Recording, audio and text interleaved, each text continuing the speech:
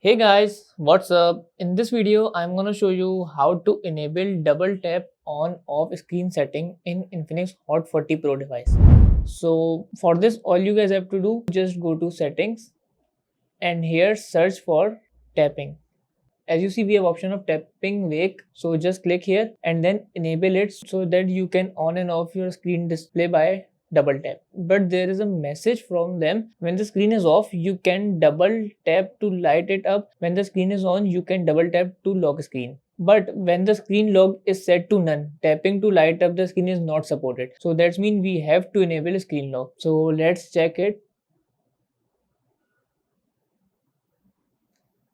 As you see, this is working perfectly. So this is how we can enable double tap on and off screen in Infinix Hot 40 Pro device. So that's it about the video. If this video helped you guys, kindly like the video and follow us for more tips and tricks. See you guys in next video. Take care.